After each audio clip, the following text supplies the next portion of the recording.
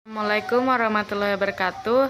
Perkenalkan, nama saya Almatiana dari kelas 12 IPA 3. Di sini saya akan mempresentasikan materi tentang pola-pola hereditas. Tapi di sini saya hanya menjelaskan 3 materi. Hukum Mendel 1 dan contohnya, hukum Mendel 2 dan contohnya, dan penyimpangan pada hukum Mendel. Pengertian hukum Mendel. Hukum Mendel adalah sebuah hukum hereditas yang memaparkan tentang prinsip penurunan sifat pada organisme.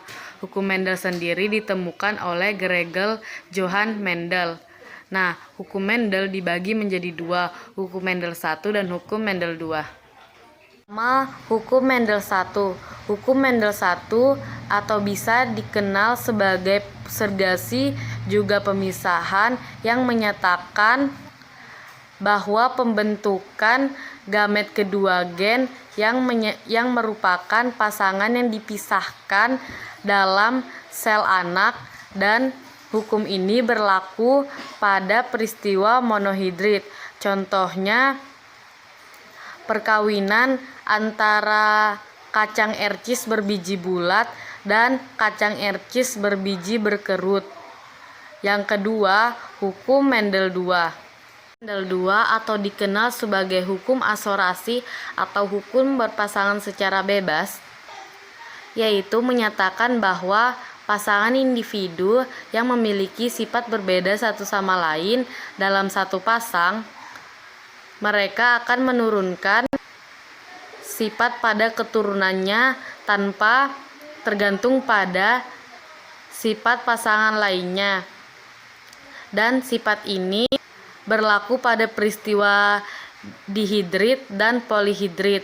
Contohnya perkawinan antar tumbuhan yang memiliki warna merah yang bersifat manis, sedangkan tumbuhan yang berwarna putih memiliki rasa asam. Masuk ke materi penyimpangan hukum Mendel. Penyimpangan terjadi dikarenakan suatu persilangan menghasilkan rasio fenotip yang berbeda dan jasa dihidrid hukum Mendel. 5 jenis penyimpangan hukum Mendel yang terjadi pada persilangan antar organisme. Yang pertama, epistasi dan hipostasi. Yang kedua, interaksi alel. Yang ketiga, komplementer. Yang keempat, polimeri. Yang kelima, kriptomeri.